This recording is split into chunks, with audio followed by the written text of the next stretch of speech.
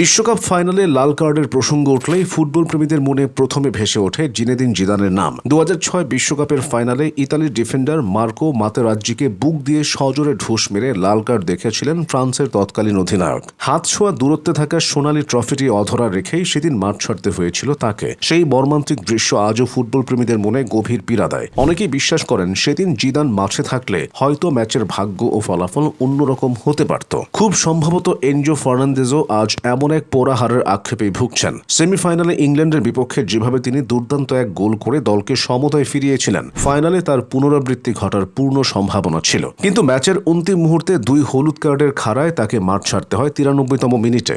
Enzo লাল card দেখার পর Argentina 10 জনের দলে পরিণত হলে ম্যাচের সম্পূর্ণ নিয়ন্ত্রণ চলে যায় স্পেনের হাতে। ফলস্বরূপ নির্ধারিত সময়ে বা অতিরিক্ত সময়ে সেই সুযোগ কাজে লাগিয়ে গোল আদায় করে নেয় স্প্যানিশরা। তবে ফিফা বিশ্বকাপের মঞ্চে আর্জেন্টিনার খেলোয়াড়দের লাল কার্ড দেখার ইতিহাস নতুন কিছু নয়। ফুটবল বিশ্বকাপে 1970 সাল থেকে লাল ও হলুদ কার্ডের প্রচলন শুরু হয়। তখন থেকে আজ পর্যন্ত বিশ্বকাপ ফাইনালে লাল কার্ড দেখে মাঠ ছাড়তে হয়েছে মোট 6 জন খেলোয়াড়কে। আশ্চর্যের বিষয় হলো এই 6 জনের মধ্যে একাই 3 জনের লজ্জার রেকর্ড রয়েছে আর্জেন্টিনার খেলোয়াড়দের নামের পাশে। বিশ্বকাপ ফাইনালের ইতিহাসে কার্ড দেখার এই কালো অধ্যায়ের সূচনা হয়েছিল একজন আর্জেন্টাইনের হাত ধরেই। তিনি হলেন ডিফেন্ডার পেদ্রো মনজন। 1990 সালের বিশ্বকাপ ফাইনালে জার্মানির তারকা ফুটবলার ইয়র্গেন ক্লিন্সমানকে মারাত্মক ফাউল করে সরাসরি লাল কার্ড দেখেছিলেন মনজন।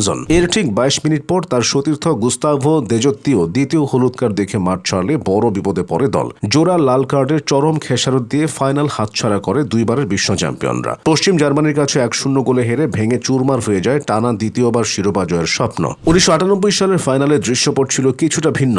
ঘরের মাঠে খেলা ফরাসি দলটিকেও ফাইনালে 10 জন নিয়ে ম্যাচ শেষ করতে হয়েছিল ডিফেন্ডার মার্সেল দেশাইলির কারণে। ম্যাচের 49 মিনিটে প্রথম হলুদ কার্ড দেখার পর 68 মিনিটে কাফুকে দ্বিতীয়বার ফাউল করে মাঠ ছাড়েন তিনি। তবে আশ্চর্যের ব্যাপার হলো সেই 10 জনের দল নিয়ে ফরাসিরা পরাক্রমশালী ব্রাজিলকে 3-0 গোলে উড়িয়ে দিয়ে প্রথমবারের মতো বিশ্বকাপ ট্রফি উঁচিয়ে ধরেছিল। এরপর আসে 2006 সালের সেই ঐতিহাসিক ও বহুল আলোচিত ঘটনার পালা। লাইন্সম্যানের কড়া নজরে ধরা পড়ে জিদানের সেই বিখ্যাত ঢুস মারার দৃশ্য, যার পরিণতিতে আসে সরাসরি লাল কার্ড। জিদানহীন ফ্রান্স ফাইনালে আর ঘুরে দাঁড়াতে পারেনি। 2010 সালের দক্ষিণ আফ্রিকা বিশ্বকাপের ফাইনালেও লাল কার্ডের নাটক দেখা গিয়েছিল। নেদারল্যান্ডসের ডিফেন্ডার জন হেইতিঙ্গা ম্যাচের শুরুতেই খলনায়ক বনে যাওয়ার উপক্রম করেছিলেন। যখন জাভি আলোনসোর বুকে সরাসরি লাথি চালিয়েও তিনি অলৌকিকভাবে লাল কার্ড থেকে বেঁচে যান। তবে শেষ রক্ষা হয়নি। 57 মিনিটে ডেভিড ভিয়াকে ফাউল করে প্রথম হলুদ কার্ড দেখার পর 109 মিনিটে জাভিকে ফাউল করে দ্বিতীয় হলুদ কার্ড দেখেন তিনি। হেইতিঙ্গা মাঠ ছাড়ার পর 10 জনের ডাচরা আর সমান তালে লড়াই চালাতে পারেনি। অতিরিক্ত সময়ের একেবারে শেষ মুহূর্তে